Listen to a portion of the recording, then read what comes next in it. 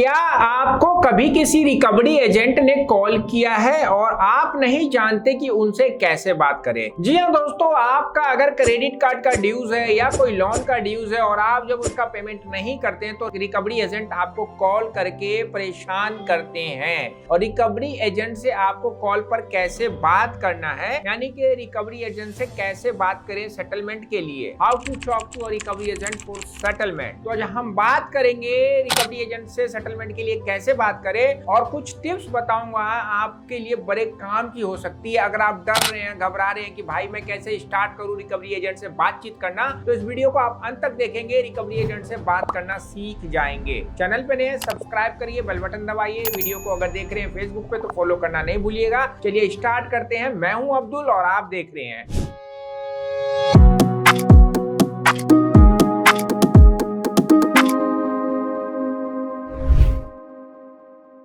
तो दोस्तों स्वागत है आपका एक नए वीडियो में और आज की टॉपिक है how to talk to recovery agent for settlement, यानी कि रिकवरी एजेंट से कैसे बात करना है सेटलमेंट करने के लिए। तो दोस्तों सबसे पहले जो काम आपको करना है, अगर रिकवरी एजेंट की कॉल आपके पास आ रही है तो आपको सबसे पहला टिप जो फॉलो करना है, यानी कि टिप नंबर 1, आपको शांत रहना है और वो अगर धमकी दे रहे तो उस पर आपको ध्यान नहीं देना है। जी हाँ दोस्तों, अगर कोई भी रिकवरी एजेंट आपको कॉल करके डरा रहा है, धमका रहा है, पुलिस बन के, वकील बन के, आपको उनकी बात सुननी है।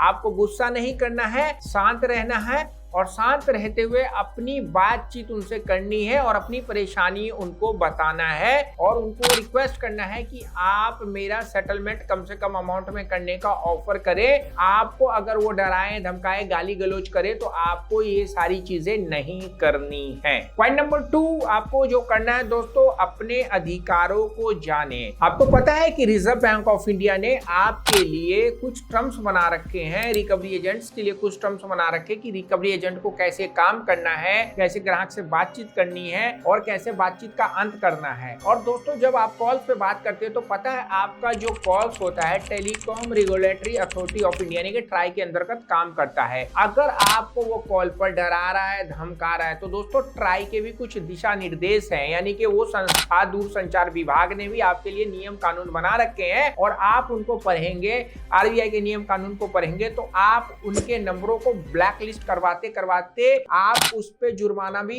करवा सकते हैं और बैंक को भी आप जुर्माने के अंतर्गत लपेट सकते हैं। पिछले दिनों दोस्तों एचडीएफसी आरबीएल पे भी रिजर्व बैंक ऑफ इंडिया ने 1-1 करोड़ का फाइन लगाया है। कारण यही कि उन्होंने जो रूल रेगुलेशन बना रखे उस रेगुलेशन को बैंकों ने फॉलो नहीं किया और उनके बताए हुए बातों को जो आरबीआई ने बताया था उसको निगलेक्ट करके उन्होंने रिकवरी करने की कोशिश की। पिछले महीने की खबर है, आप जाकर देख सकते हैं, पढ़ सकते हैं। तो आपको अपने अधिकारों को जानना जरूरी है। अगर आप लोग डेट ट्रैप में भी फंस गए या कि जीवन में किसी भी आप ट्रैप में फंसते हैं तो हर जगह कहीं कुछ ना कुछ कानून और नियम बने हुए हैं। टिप नंबर 3 जो आप लोगों को फॉलो करना है दोस्तों, आपको एक सेटलमेंट रोड मैप बनाना है। जी हाँ दोस्तों, आप सेटलमेंट प्लान बनाए अपना सेटलमेंट कराने के लिए। आपके पास 1 कार्ड है, 1 लोन है, 2 कार्ड है, 2 लोन है, 10 कार्ड है, 10 लोन है, उनको आपको सीक्वेंस में लिखना है। सबसे ज्यादा रेट ऑफ इंटरेस्ट जो बैंक आपसे ले रहा है उसको सबसे पहले आपको सेटलमेंट करना है। जो बैंक सबसे ज्यादा आपको परेशान कर रहा है, घर पे आ रहा है, कॉल कर रहा है, लीगल एक्शन के साथ साथ उनसे सेटलमेंट की बातें करना है और आपको जल्द से जल्द उसको सेटलमेंट कराना है। वहां पर ये नहीं देखना है कि मुझे 30% में कराना है, 20% में कराना है। आपका अमाउंट जितना है, अगर बैंक ने ऑफर आपको 50% का भी दे दिया है तो आपको उसको सेटलमेंट करा के खत्म कर देना है। और आप ऐसे प्लान करते हुए, मतलब प्लान को लिख के एग्जीक्यूट करने की कोशिश करेंगे तो जितने दिन में आप चाहेंगे उतना दिन में आपका वो चीज सेटलमेंट हो जाएगा। तो अपने प्लान को जरूर कॉपी पे लिख दीजिए। जैसे कॉपी पे लिखेंगे आपका काम अपने आप आसान होना स्टार्ट हो जाएगा। अगले पॉइंट की अगर बात कर ले दोस्तों, तो अगला पॉइंट है दोस्तों, आप लोगों को लिखित रूप से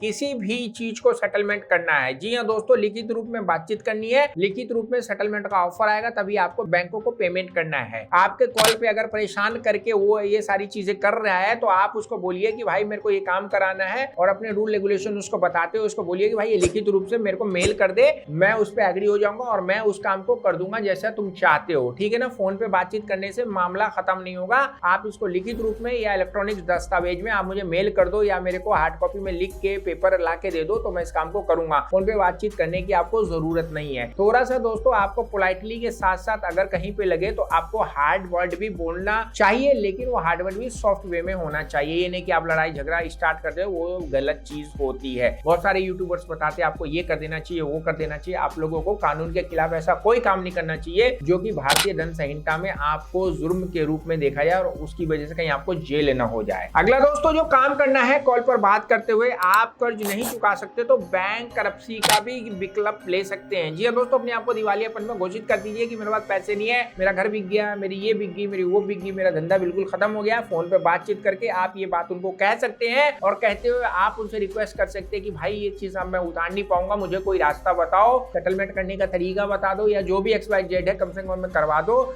मैं बिल्कुल बैंक करप्ट हो गया हूँ, मेरे पास कुछ भी नहीं है, मैं बिल्कुल दिवाला हो चुका हूँ। तो ये सारी बातचीत आप करके अपने आप को विक्टिम साबित करके सेटलमेंट के लिए बोल सकते हैं। तो ये कुछ बातें जो मैंने आपको बताई, अगर कोई रिकवरी एजेंट कॉल पे आपको डरा रहा, धमका रहा है, तो इन सारी चीजों को फॉलो करके बात करेंगे तो दोस्तों आपका सेटलमेंट हो जाएगा। एक दिन में नहीं होगा लेकिन एक दिन जरूर होगा। तो बातों को फॉलो जरूर करिए दोस्तों। मेरा काम है आपको बताना, रास्ते पे चलना या ना चलना आपके भौतिक और मानसिक चीजों पर डिपेंड करता है। आपको मैंने बता दिया, आप उसको फॉलो करते हुए अगर काम करेंगे तो ये काम बहुत आसान हो जाता है। अगर नहीं कर पाएंगे तो भाई उसके लिए भी डरने घबराने की चीज नहीं है। हमारी टीम ये सारा काम आपके बिहाफ पे कर देगी।